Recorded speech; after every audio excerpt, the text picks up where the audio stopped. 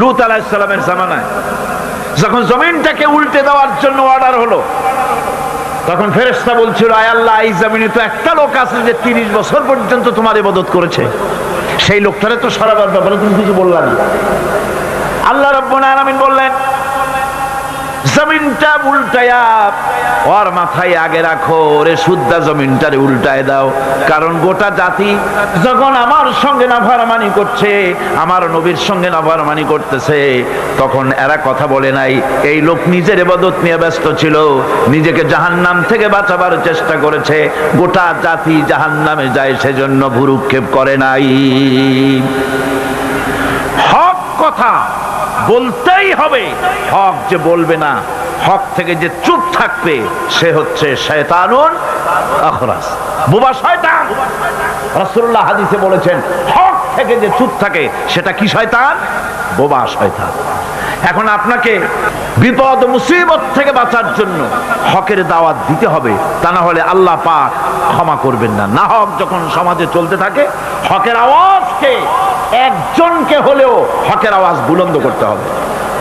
কোরআনে কারিমে রব্বুল আলামিন বলেন, ওয়াত্তাকু ফিতনাতান লা তুসিবান্নাল্লাযীনা যালামু মিনকুম খাসসা।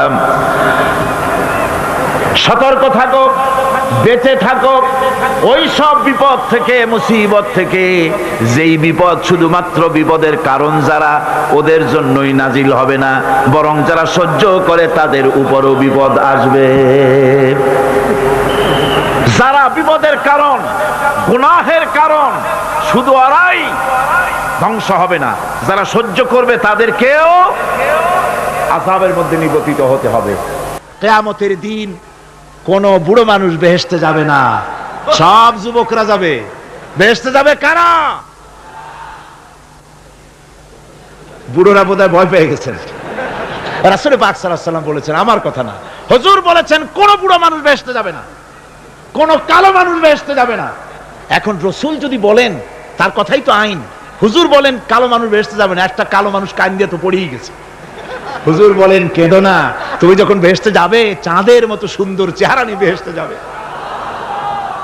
বুড়ার কান্না দেখে হুজুর বলছেন, কেঁদো না, তুমি যখন বেহেশতে যাবে আল্লাহ তোমার যুবক বানায় পাঠায় দিবে, যেহেতু বেহেশত হচ্ছে যুবকদের জন্য। সুবহানাল্লাহ। অত নাজ নিয়ামত, অত আনন্দ, বুড়া মানুষে তো খাইয়ে খুইয়ে বেহেশত নষ্ট করে ভালো হবে।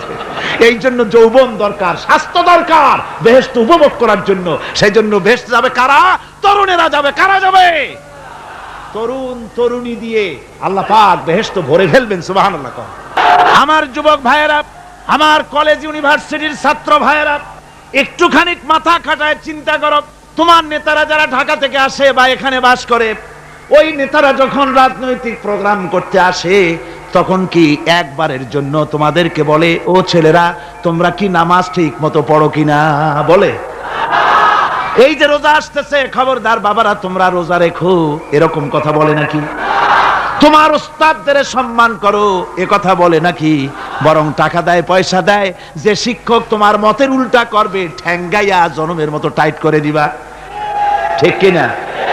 তোমার নেতারা কি কোনোদিন বলে নাকি, ও আমার সংগঠনের ছেলেরা মা বাপের খেদমত করবে, মা বাপের সম্মান করবে, খবরদার মা বাপের সঙ্গে বেয়াদবি করবে না, সন্ত্রাস করবে না, অস্ত্রবাজি করবে না, মানুষকে কষ্ট দিবে না, এমন কোনো কথা বলে না। আমার যুবকেরা শোনো, ওরা টাকা দিয়ে, অস্ত্র দিয়ে, পয়সা দিয়ে, মদ দিয়ে, ওরা নিজেদের ক্ষমতা টিকায় রাখার জন্য তোমাদেরকে লাঠির মতো ব্যবহার করে। সুতরাং আজকের তরুণদেরকে বুঝতে হবে, তরুণেরা ভালো করে বোঝো, তোমরা রাসূলের সৈনিক। কার সৈনিক?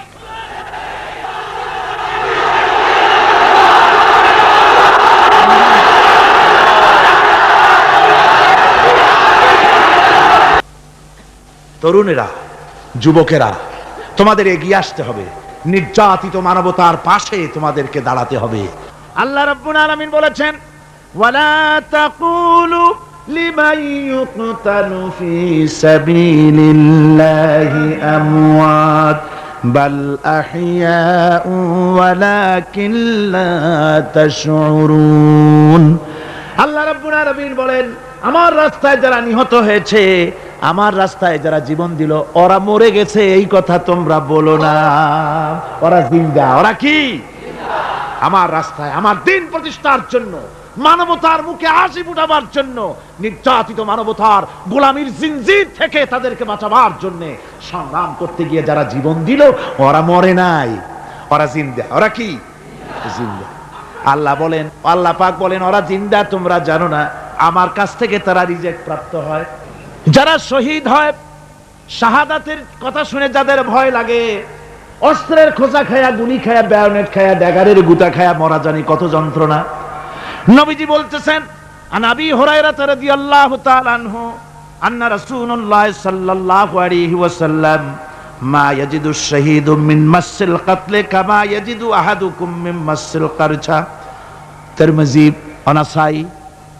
আল্লাহ নবী বলেছেন, হযরত আবু হুরায়রা হাদিসটি বর্ণনা করেছেন, নবীজি বলেছেন শাহাদাতের মওত হলো তোমাদের কেউ যদি আরেকজনকে একটা চিমটি কাটে, ওই চিমটি কাটায় যতটুকুন যন্ত্রণা, শাহাদাতের মওতের এর চাইতে বেশি কিছু যন্ত্রণা নয়।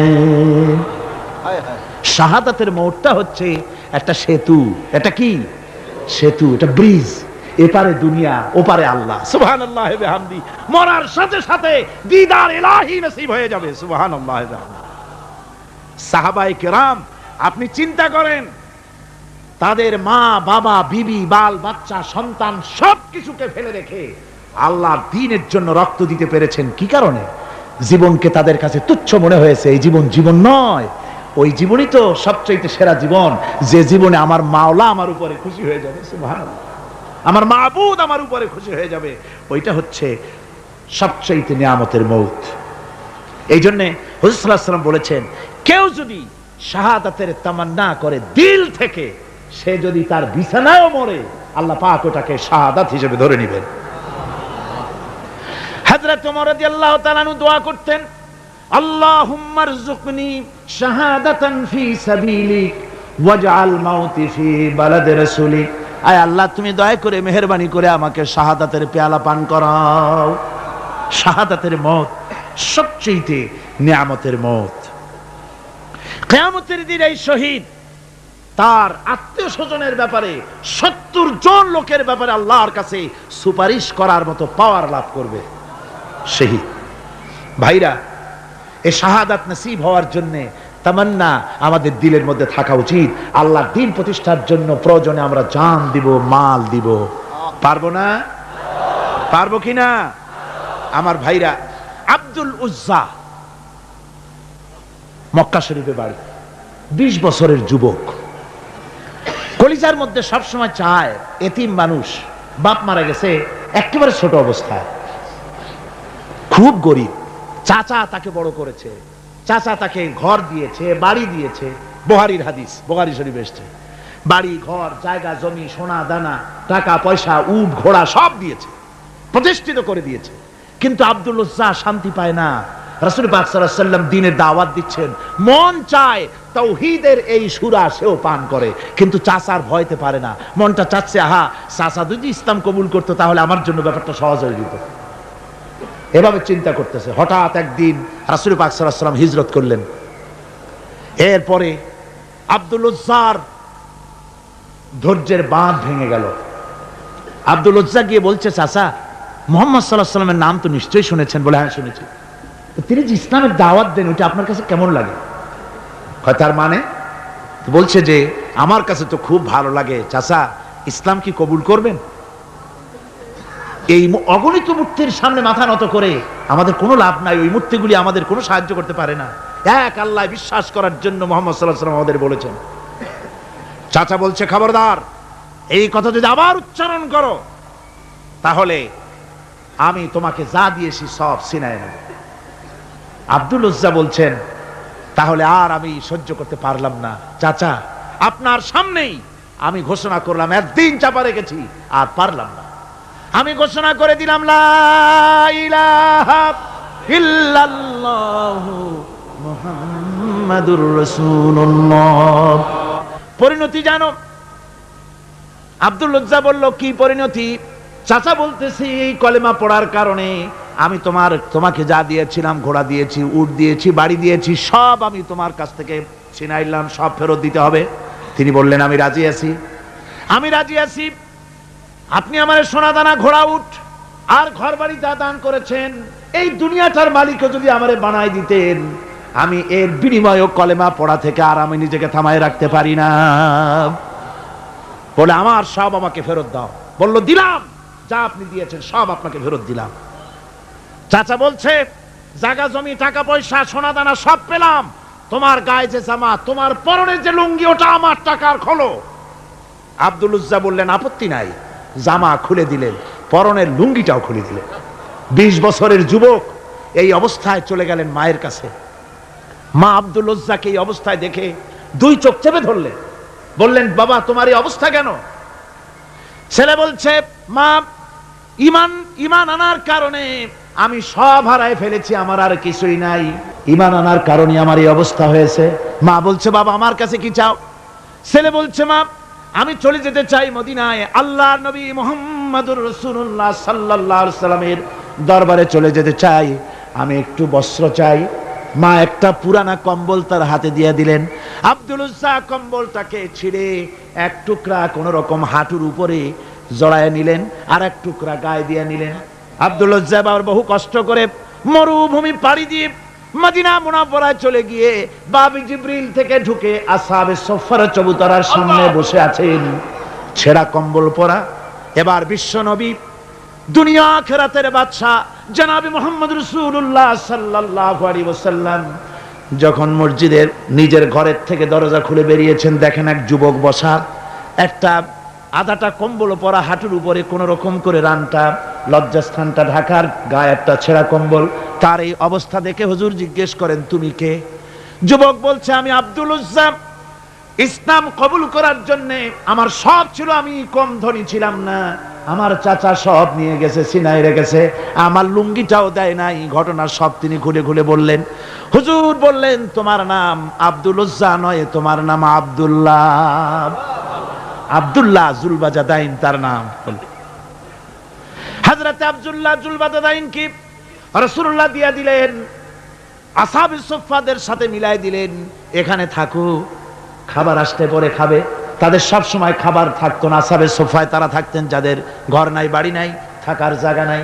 ক্ষুধার জ্বালায় যখন তারা অতিষ্ঠ হয়ে যেতেন, নবীজি ঘরের থেকে তাহাজ্জুদের জন্য যখন বেরোতেন, ক্ষুধার্ত সাহাবীরা রাসূলের চেহারা দেখার সঙ্গে সঙ্গে ক্ষুধা নিবৃত হয়ে যেত।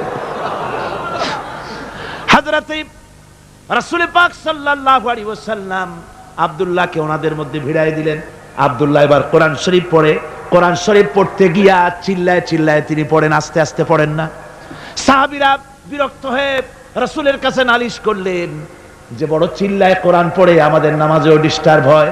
হুজুর বলেন সাহাবীরা কেউ আব্দুল্লাহর ব্যাপারে কোনো কথা বলবে না, তারে চিল্লাইতে দাও, যেহেতু ঈমানের জন্য তারে বড় মূল্য দিতে হয়েছে। পরনের লুঙ্গিটা পর্যন্ত আনতে পারে নাই, যত খুশি চিৎকার করেছে আল্লাহর কালাম পড়ু। তাবুকের যুদ্ধ, রাসূলুল্লাহ তাবুকের দিকে রওনা করেছেন, 30,000 সৈন্য নিয়ে রওনা করেছেন। ওই জিহাদে মানুষেরা প্রাণ ভরে রাসূলুল্লাহকে সাহায্য করেছেন। মেয়ে লোকেরা নাকের ফুল, কানের দুল, গলার হাল খুলে খুলে রাসূলের কদম মোবারকে দিয়ে দিয়েছে। ধনীরা টাকা পয়সা সব দিয়েছে। হযরত আবু বকর তো যা ছিল সব এনে দিয়েছে, কিছু ছিল না ঘরে। রাসূল রওনা করলেন। প্রতিমধ্যে হযরত আব্দুল্লাহ জুলবাজাদাইন আল্লাহ নবীর খেদমতে হাজির হয়ে বলেন হুজুর সবাই তো সব দিল, আমার কিছুই নাই, কিছু দিতে পারলাম না। হুজুর আপনি আমার জন্য দোয়া করেন, আমি যেন এই তাবুকের ময়দানে কাফেরদের বিরুদ্ধে লড়াই করে যেন শহীদ হয়ে যেতে পারি। মাল দিতে পারি নাই, কিন্তু আল্লাহর জন্য যেন আমার জীবনটা দিয়ে দিতে পারি। ও চট্টগ্রামের যুবকেরা, তরুণেরা, তোমাদের মতো 20 বছরের তরুণ হযরত আব্দুল্লাহ জুলবাজাদাইন শাহাদাতের তামান্না করে রিসালাতে মাহবের কাছে দাঁড়িয়েছেন। হুজুর বললেন একটা গাছের বাকল নিয়ে আসো। একজন একটা বাকল নিয়ে এলো। রাসূলুল্লাহ ওই বাকলটা আব্দুল্লাহ জুলবাজাদাইনের হাতে লাগাই দিলেন। রাসূলুল্লাহ বললেন আয় আল্লাহ, আমি আব্দুল্লাহর রক্ত কাফেরদের জন্য হারাম করে দিলাম। হযরত আব্দুল্লাহ বলছেন ইয়া রাসূলুল্লাহ, আমি চাইছিলাম শহীদ হব, আর আপনি আমার রক্তটা হারাম করে দিলেন কাফেরদের জন্য। আল্লাহ নবী বলেন, আব্দুল্লাহ রে, কোনো চিন্তা করো না, তোমার মৃত্যু যদি জ্বরেও হয় আল্লাহ রাব্বুল আলামিন তোমার শাহাদাতের দরজা দিয়ে দিবেন। তাবুকের প্রান্তরে চলে গেলেন। কয়েকদিন ওই তাবুকের ময়দানে থাকায় রাসূলের কাছে খবর এলো আব্দুল্লাহ মারাত্মক জ্বরে আক্রান্ত হয়ে ইন্তেকাল করেছেন। রাসূলুল্লাহ বললেন, আমি জানাজা পড়াবো। হযরতে আব্দুল্লাহর জানাজা হলো গভীর রাত। কবরের ভিতরে একজন দাঁড়ায়া লাশ ধরার জন্য একজন কবরের ভিতরে দাঁড়িয়েছে। দুইজন লোকে লাশ নিয়ে আসতেছে। হযরতে বেলাল আলো উঁচু করে দাঁড়ায় ধরে আছে। অন্ধকার রাত, কবরের ভিতরে একজন দাঁড়ানো, লাশ নিয়ে এসেছে দুজনে। কবরের ভিতরে যিনি দাঁড়ানো তিনি বলছেন, এই লাশকে তোমাদের ভাইকে আদবের সাথে কবরে রাখো। কবরের মধ্যে যিনি দাঁড়ানো তিনি আর কেউ নয়, বিশ্বনবী মুহাম্মদুর রাসূলুল্লাহ সাল্লাল্লাহু আলাইহি ওয়াসাল্লাম। হযরতে রাসূলুল্লাহ বলতেছেন, আবু বকর, ওমর, তোমাদের ভাইকে আদবের সাথে কবরে রাখো, খবরদার বেয়াদবি করো না। কবরের মধ্যে আল্লাহ নবী আব্দুল্লাহ জুলবাজাদাইনকে নিজ হাতে শোয়ায় দিয়া কবরের উপরে পাথর বিছিয়ে দিয়ে নবীজি বললেন, রব্বুল আলামিন, আজকের এই সন্ধ্যা পর্যন্ত আমি আব্দুল্লাহর প্রতি রাজি ছিলাম, তুমিও আব্দুল্লাহর প্রতি সন্তুষ্ট হয়ে যাও। হযরত ইবনে মাসউদ রাদিয়াল্লাহু তাআলা আনহু বলেন, আমি চিৎকার মেরে কেঁদে কেঁদে বললাম, আল্লাহ, আজকে যদি এই কবরে আব্দুল্লাহ না হয়ে আমি হতাম, আমার কিসমতটা ভালো হয়ে যেত। যুবকেরা, তরুণ মুসলমানেরা, তোমরাই রক্ত দিয়ে ইসলাম কায়েম করেছো। কে কায়েম করেছে ইসলাম? মুসলিম তরুণেরা, মুসলিম যুবকেরা, তোমাদের অবদান সব চাইতে বেশি। আজ মুসলমান যুবকদের চরিত্র নাই, মদ, জুয়া, জেনা, ব্যভিচার করে করে সর্বনাশ করে দেওয়া হলো। সরকারিভাবে, বেসরকারিভাবে, বিভিন্নভাবে যুবকদেরকে মিসগাইড করার জন্য মদ দেওয়া হয়, টাকা দেওয়া হয়, অস্ত্র দেওয়া হয়, সব দিয়ে যুবকদের চরিত্র নষ্ট করা হচ্ছে। অথচ যুবক হচ্ছে একটা জাতির মেরুদণ্ড। জাতির কি মেরুদণ্ড? এই মেরুদণ্ডকে ঘুণে ধরেছে, এই মেরুদণ্ড নষ্ট করার ব্যবস্থা করা হয়েছে। আমার মুসলমান ভাইয়েরা, হাদিস থেকে শোনো, বদরের প্রান্তরে যুদ্ধ হবে। রাসূলুল্লাহ সাহাবায়ে কিরামদেরকে রেডি করেছেন, কিন্তু এই যুদ্ধটা বড় মারাত্মক, এই জিহাদ বড় মারাত্মক। জিহাদ হবে, চাচার বিরুদ্ধে ভাতিজা জিহাদ করবে, বাপের বিরুদ্ধে সন্তান অস্ত্র ধারণ করবে, ভাইয়ের বিরুদ্ধে ভাই অস্ত্র ধারণ করবে। কোন জিহাদ? বদর। কোন জায়গায়? বদর। মক্কা থেকে যারা আসতেছে সব চাচা, ভাই, মামু, খালু, এরা আসতেছে। আপন আপন লোকের আপন লোকের বিরুদ্ধে অস্ত্র ধারণ করবে। এটা কি সহজ? কোন এটা কি সহজ? রাসূলুল্লাহ যুদ্ধের কথা মানুষকে বুঝাচ্ছেন, একটু ইতস্তত করছেন। হযরত রাসূল পাক সাল্লাল্লাহু আলাইহি ওয়াসাল্লাম যুদ্ধের কথা সাহাবায়ে কিরামদের সামনে পেশ করতেছেন আর একটু ইতস্তত করতেছেন। এই কঠিন যুদ্ধে সাহাবীরা কিভাবে মেনে নেবে? রাসূলের মনের অবস্থা বুঝতে পেরে হযরত মিকদাদ রাদিয়াল্লাহু তাআলা আনহু, বর্ষিয়ান সাহাবী, তিনি দাঁড়ায় গেলেন। তিনি দাঁড়ায় বলছেন, ইমদি বিনা ইয়া রাসূলুল্লাহ হাইসু মা তাশা। হে রাসূল, আপনি আমাদেরকে নিয়ে চলুন, আল্লাহ যেদিকে আপনাকে যেতে বলে, হাইসু মা তাশা আয় হাইসু মা আমারাকাল্লাহ, যেদিকে আল্লাহ আপনাকে যেতে বলেন আমাদেরকে নিয়ে আপনি সেদিকে চলেন। ইন্না লা নাকুলু লাকা কামা ক্বালা বানু ইসরাঈল লিমূসা আলাইহিস সালাম, ইযহাব আনতা ওয়া রাব্বুকা ফাকাতিলা ইন্না হাহুনা কাঈদুন। আমরা মুসা আলাইহিস সালামের উম্মতের মতো বলবো না যে, হে মুসা, তুমি আর জিবরাইল আর তোমার আল্লাহ যুদ্ধ করো, আমরা ঘরে বসে আরাম করি। এই কথা আমরা বলবো না হুজুর। বাল ইযহাব আনতা ওয়া রাব্বুকা ফাকাতিলা ইন্না মাআকুমা মুকাতিলুন। হে রাসূল, বরং আমরা বলবো আপনি যুদ্ধ করুন, আপনি আমাদের নিয়ে চলুন, আমরা লড়বো আপনার সাথে কাফেরদের বিরুদ্ধে। ততক্ষণ পর্যন্ত লড়বো মা দামাত আইনুম মিন্না তাতাররাফ।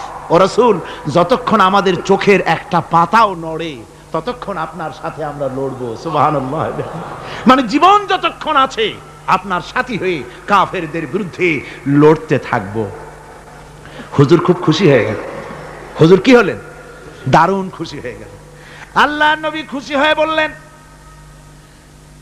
ও সাহাবীরা, তোমাদের মানসিক অবস্থা যখন এই কুবু বিনা ইলা জান্নাতিন, জান্নাতুন আরদুহা কারদিস সামাওয়াতি ওয়াল আরদ। ও সাহাবীরা, তোমাদের মানসিকতা যখন এমন, তখন আমার সাথে তোমরা দাঁড়াও, আমার সাথে ওঠো, আমার সাথে চলো জান্নাতের দিকে। রাসূলুল্লাহ বলছেন, আমার সাথে চলো বেহেশতে। কোন বেহেশত? এমন বেহেশত যে বেহেশতের বিশালতা আর প্রশস্ততা ওই বিশাল আকাশ আর জমিনের চাইতেও বেশি। এই বিরাট জান্নাতের দিকে চলো আমার সাথে। ফাকামা উমাইর বিন হামান ওয়া কানা ইয়াকুলুত তামার। যুবকেরা, তোমাদের মতো তরুণ, তোমাদের মতো এক যুবক যার নাম উমাইর, তিনি দাঁড়িয়ে গেলেন, হাতে ছিল খোরমা, খোরমা খাচ্ছিলেন। দেখেন না, বক্তৃতা হয়, মাঠে ওয়াজ নসিহত হয়, আর যুবকেরা দাঁড়ায় দাঁড়ায় বাদাম খায়, হয় না? ওই সাহাবী ওই সময় তো বাদাম টাদাম হয়তো পায় নাই, খোরমা খাচ্ছে, খোরমা চাবাচ্ছে, বিচি ফালাই দিতেছে, আর এইভাবে খাচ্ছে আর হুজুরের কথা শুনছে। হুজুরের কথা শুনে উমাইর বলছেন, বাহ বাহ, এটা একটি আঞ্চলিক শব্দ, এর অর্থ হচ্ছে আয়মা আযমাহু ওয়া মা আহসানাহু। হে রাসূল, আপনি কত সুন্দর কথা বললেন, আপনি কি বিশাল কথা বলেছেন, কত বড় কথা বলেছেন। জিহাদ করলে, জান দিলে এমন বেহেশত পাবো, জান্নাতুন আরদুহা কারদিস সামাওয়াতি ওয়াল আরদ, যে বেহেশতটা হবে ওই বিশাল আকাশের চাইতেও বিস্তীর্ণ, এমন বেহেশত পাবো। ওয়াল্লাহি লাউ কুনতু হাইয়ান হাত্তা আকুলাহুন্না ইন্নাহা লাহায়াতুন তাওয়িলা। আল্লাহর কসম, আমি যদি হাতের সবগুলি খোরমা খেতে যাই, তাহলে তো অনেক সময় লাগবে, বেহেশতে যেতে দেরি হয়ে যাবে, অনেক দেরি হয়ে যাবে বেহেশতে যেতে। ফারামা বিহিন্না, হাতের সবগুলি খোরমা তিনি ফেলে দিলেন। ও যুবকেরা, হযরত ওমর তোমার মতো যুবক খোরমা খাওয়া সহ্য করলেন না আল্লাহর জান্নাতে যাওয়ার লোভে।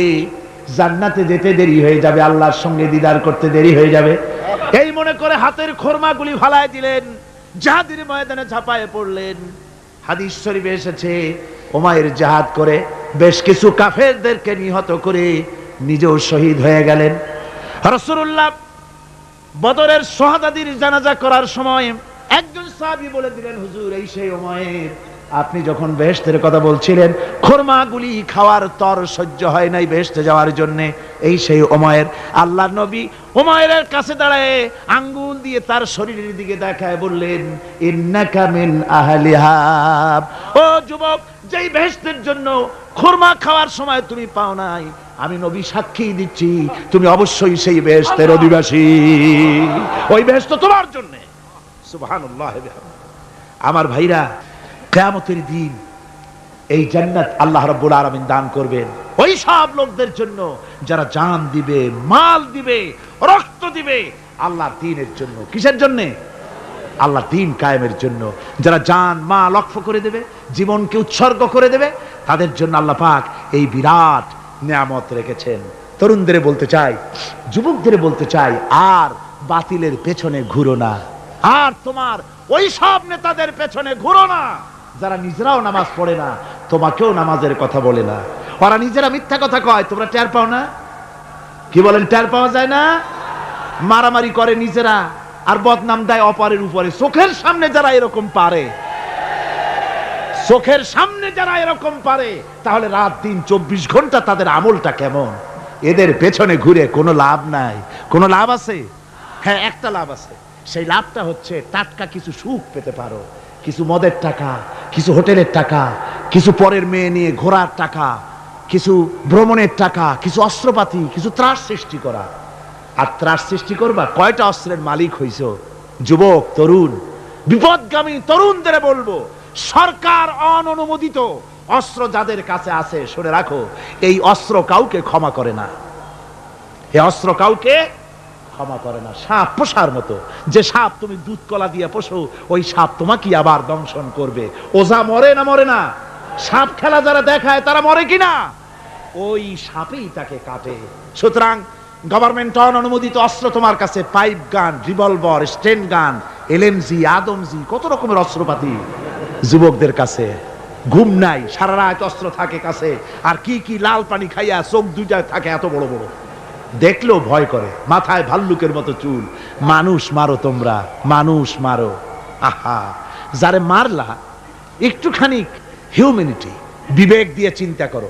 যাকে মেরেছ ওই রাত্রে তার বাড়ির কাছে যাও, ওই রাত্রে গোপনে তার বাড়ির কাছে গিয়ে দেখো তার মা কিভাবে তার সন্তানের জন্য কাঁদতেছে, মায়ের কোলটা খালি হয়েছে বলে কিভাবে কাঁদতেছে, তার বাবা কিভাবে কাঁদতেছে, তার বউ থাকলে কিভাবে ছটফট করতেছে, তার কলিজার টুকরা সন্তান থাকলে কিভাবে আব্বা আব্বা বলে কাঁদতেছে। যারে গুলি করে মেরেছো একবার বাড়ির কাছে গিয়ে কান পাচা শোনো। মনে রাখো যুবক, সন্ত্রাসীরা শুনে রাখো, অস্ত্র দিয়া মানুষকে যারা মেরেছো, আল্লাহর কসম করে বলি যেভাবে মেরেছো ওইভাবে তোমাকেও নিহত হতে হবে, কোনো সন্দেহ নাই। বাড়িতে গিয়ে ডায়েরিতে লিখে রাখো আমার কথা। থামুন, বাড়িতে গিয়ে ডায়েরিতে লিখে রাখুন, ডায়েরিতে লিখে রাখো, যদি তুমি কাউকে হত্যা করে তার বউকে যদি বিধবা বানায় থাকো, তোমার বউ বিধবা হবেই, কোনো সন্দেহ নাই। তুমি যদি কারো ছেলেকে এতিম বানায় থাকো, তোমার ছেলেকে আল্লাহ এতিম বানায় রাস্তায় ভিক্ষা করায় ছাড়বেন। তুমি যদি কারো বাপকে মাকে কাঁদায় থাকো, আল্লাহ রাব্বুল আলামিন তোমার মা বাপকে কাঁদাবেন। তুমি যদি বেয়নটের খোঁচা দিয়া, ড্যাগারের খোঁচা দিয়া একটা মানুষকে যদি বুক ফেড়ে থাকো, তোমার বুকটা ঝাঁঝরা করে দেওয়ার মতো অস্ত্র আল্লাহ তৈরি করে রেখেছে। বিশ্বাস করো, বিশ্বাস করো। অননুমোদিত অস্ত্র থানায় জমা দিয়ে দাও, মসজিদে ঢোকো, নামাজ পড়ো, চরিত্রবান হয়ে যাও। তোমাদের প্রতি আমার উদাত্ত দাওয়াত, আমার বুক ভরা দরদ। তোমাদের বিরুদ্ধে আমাদের কোনো বিদ্বেষ নাই, হিংসা নাই, আছে কলিজা বড় দরদ। দেখতে পাচ্ছি জাহান্নামের দিকে যাচ্ছ, এ পথটা কোন দিকের পথ? জোরে বলেন, কোথার পথ? ওই নেতাদের পিছনে আর চলো না, তওবা করো। ওই নেতাদের পিছনে আর যাবে না যারা তোমাদেরকে টাকা দেয় আর অস্ত্র দেয়, যারা তোমাদেরকে মদ দেয় আর নারী দেয়, ওদের পেছনে আর চলবে না। ওয়াদা করো। যুবকরা কি পারবে ওয়াদা করতে? ওই সব নেতাদের পিছনে জীবনে আর যাবে না, ওয়াদা করতে পারো? হাত উঁচু করে দেখাও যুবকেরা।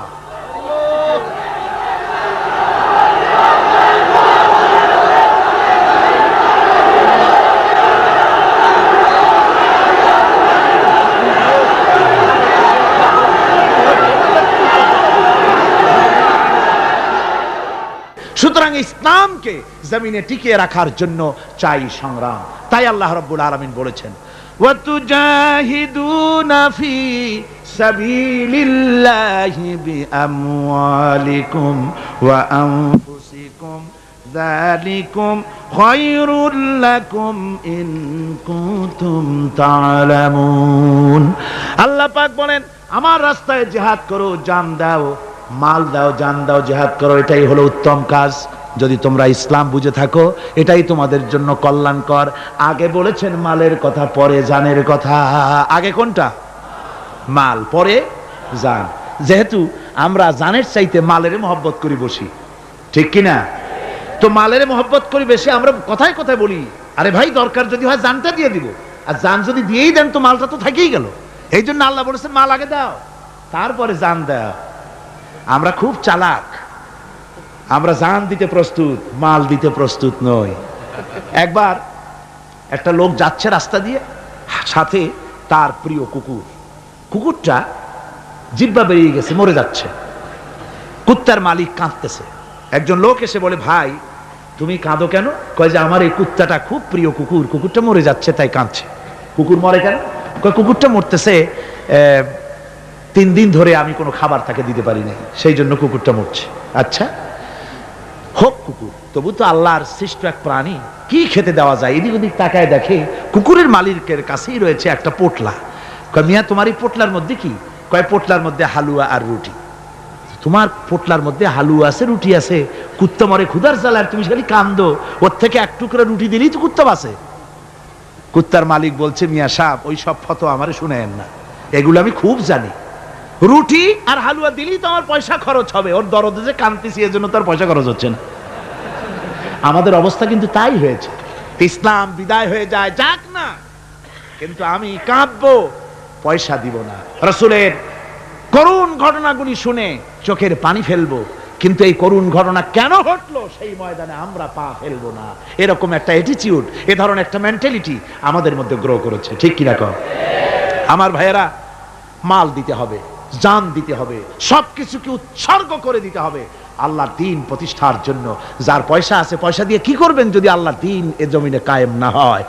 আল্লাহর দ্বীন কায়েম না হলে অসত্য, বদমাশি, শয়তানি, সব রকমের অন্যায় কাজ দিয়ে ভরে যাবে দেশ, ক্রমান্বয়ে অশান্তির দিকে যাবে। শান্তি আসবে কেবলমাত্র ইসলাম প্রতিষ্ঠা হলে পরে। আমাদের অবস্থা হলো যে আমরা ওই কুফাবাসীদের মতো। কাদের মতো? কুফাবাসীদের মতো। কুফাবাসীরা হযরত ইমাম হোসেনের জন্য দারুণ ভাবে কেঁদেছে। ঠিক কিনা? কুফাবাসীরা ইমাম হোসেনকে দাওয়াত দিছিল কারা? কুফাবাসীরা। অনেকগুলি চিঠি তারা লিখছে। কুফাবাসীরা ইমাম হোসেনকে ভালোবাসতো, দাওয়াত দিয়েছে, তার জন্য কেঁদেছে। কিন্তু কুফাবাসীদের চোখের পানিটা ছিল ইমাম হোসেনের জন্য, আর অস্ত্র, টাকা পয়সা, শক্তি সবটা ছিল এজিদের জন্য। কথা বুঝতে পেরেছে? কুফাবাসীদের মতো অবস্থায় আমাদের হয়েছে। কুফাবাসীদের হযরত ইমাম হোসেনের জন্য তারা শুধু চোখের পানি ফেলেছে, আর টাকা পয়সা, অস্ত্রপাতি যা ছিল সব ছিল তাদের এজিদের জন্য। আমাদের অবস্থাও তাই। আমরা ইসলামের জন্য শুধু চোখের পানি ফেলি, আর যখন ভোট দেই তখন ইসলাম যারা চায় না তাদেরকেই ভোট দেই। ঠিক কিনা? আমাদের টাকা, আমাদের পয়সা, আমাদের ইলেকশন, আমাদের হরতাল, আমাদের ধর্মঘট সবকিছু হচ্ছে ইসলাম যায় না, যারা চায় না তাদের জন্য। আর ইসলামের যখন কথা বলি, ইসলামের কথা শুনলে শুধু চোখের পানিটাই ছাড়ি। মোহব্বত চোখের পানি দিয়া শেষ করে দেই, আর কিছুই করি না। তোমাদের মধ্যে এমন কিছু লোক থাকা দরকার যারা মানুষকে কল্যাণের দিকে ডাকবে এবং অকল্যাণ থেকে মানুষকে ফিরাবে, কল্যাণের দিকে ডাকবে, হকের দিকে ডাকবে, নেক কাজের দিকে ডাকবে, মানুষকে ভালো কাজের দিকে ডাকবে। এরকম কিছু লোক তোমাদের মধ্যে হয়ে যাওয়া উচিত, তৈরি হওয়া উচিত, যারা হকের দাওয়াত নিয়ে তারা সমাজে বেরোবে। কারণ মুসলমানেরা হলো আমাদের সম্পর্কে আল্লাহ পাক বলেছেন, কুনতুম খায়রা উম্মাতিন উখরিজাত লিন-নাসি তা'মুরুনা বিল মা'রুফি ওয়া তানহাউনা আনিল মুনকার। তোমরা হচ্ছে শ্রেষ্ঠ জাতি। আমরা কি জাতি? আমরা যে শ্রেষ্ঠ জাতি সে কথা বলার মতো হিম্মত এখন আমাদের আর নাই, যার জন্য আপনারা আওয়াজ দিলেন যা শোনাই গেল। মুসলমানেরা কি জাতি? খায়রে উমাম, ইমামে আকওয়াম। পৃথিবীর ভিতরে সমস্ত জাতি সমূহের ভেতরে শ্রেষ্ঠ জাতি কারা? আরো জোরে বলুন। একথা কে বলেছেন? আল্লাহ পাক বলেছেন তোমরা শ্রেষ্ঠ জাতি। তোমাদের দায়িত্ব হচ্ছে তা'মুরুনা বিল মা'রুফ ওয়া তানহাউনা আনিল মুনকার। তোমাদের দায়িত্ব হচ্ছে ভালো কাজের আদেশ করবে, অন্যায় কাজ থেকে মানুষদেরকে ফিরাবে। এটা হচ্ছে তোমাদের দায়িত্ব। এই দায়িত্ব যদি আমরা পালন করতাম তাহলে আমাদের সমাজের ভেতরে এই অন্যায় অসত্য টিকে থাকতে পারত না। আমরা মানুষকে ভালো কাজের আদেশ দেই না। ভালো কাজের আদেশ দিতে হলে ক্ষমতায় থাকতে হয়। আদেশ আর অনুরোধ এই দুটো কি এক জিনিস? আদেশ আর অনুরোধ দুটো কি এক জিনিস?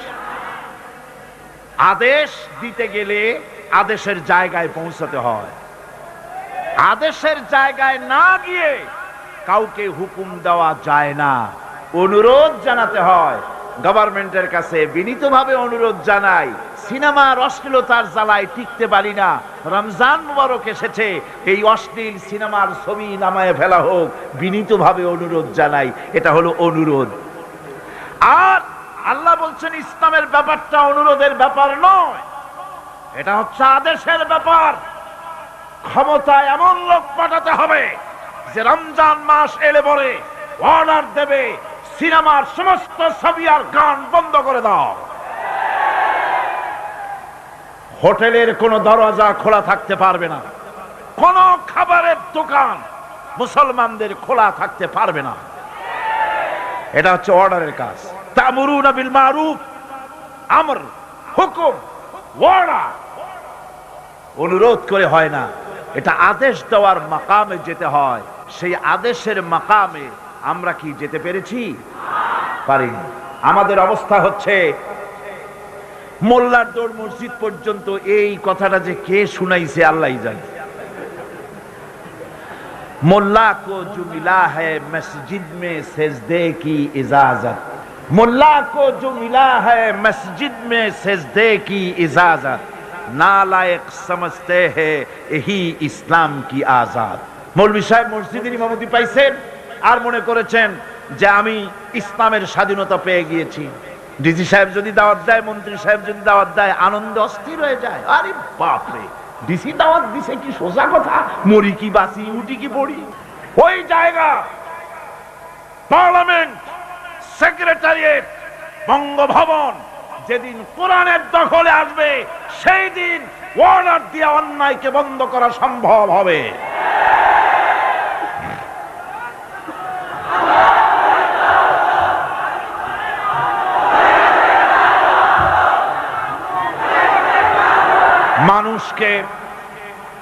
মানুষকে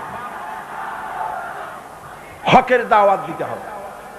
আল্লাহ রাব্বুল আলামিন বলেন, ওয়ামান আহসানু কাওলাম মিম্মান দাআ ইলাল্লাহি ওয়া আমিলা সালিহান ওয়া ক্বালা ইন্নানি মিনাল মুসলিমিন।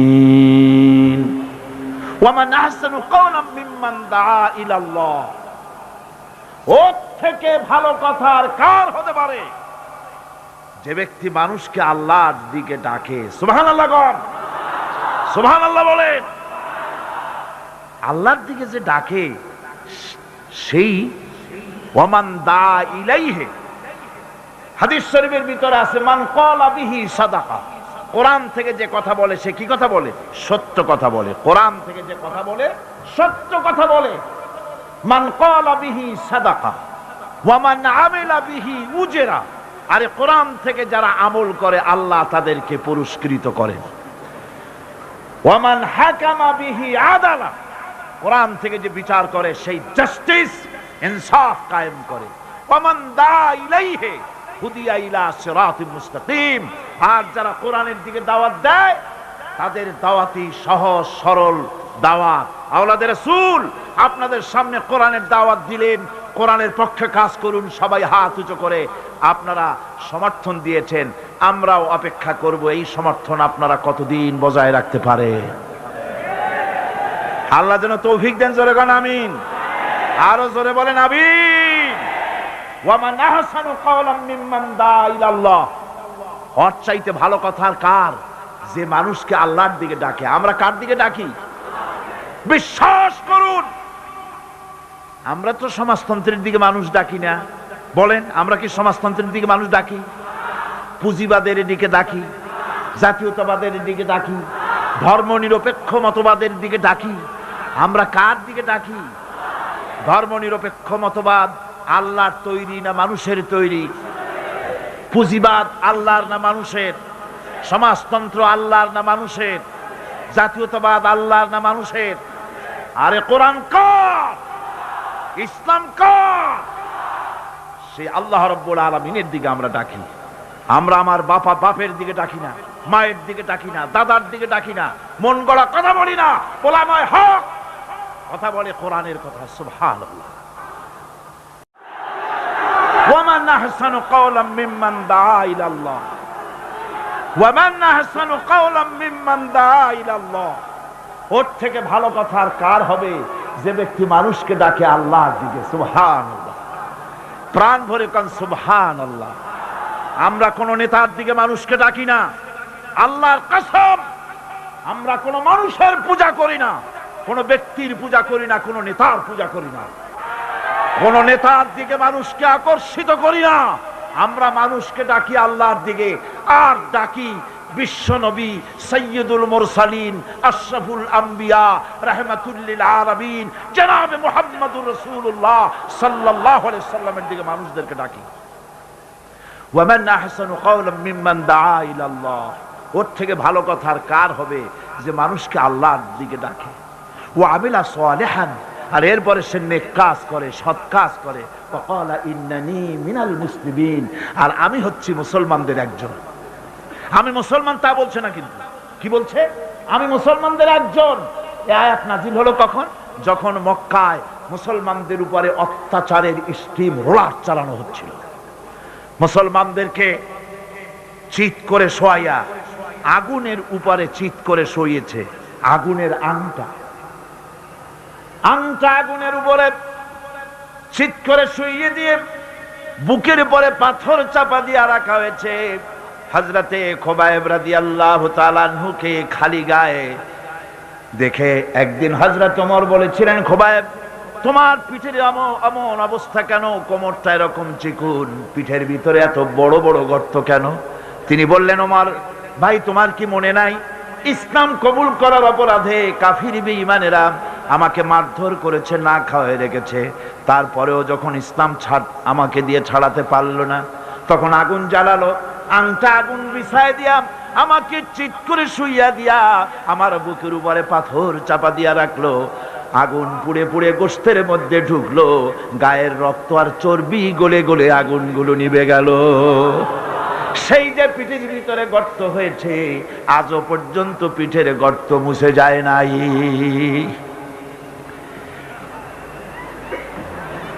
আল্লাহ পাক বলছেন, ওয়াকালা ইন্নানী মিনাল মুসলিমিন।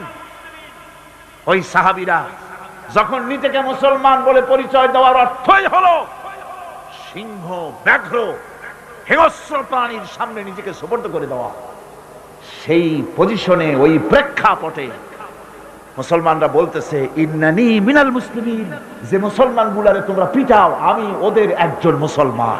কত বড় সাহসের কথা! যাদেরকে মারতেছো, পিটাইতেছো, আগুনের উপরে রাখতেছো, আমি তাদেরই একজন মুসলমান। সুবহানাল্লাহ।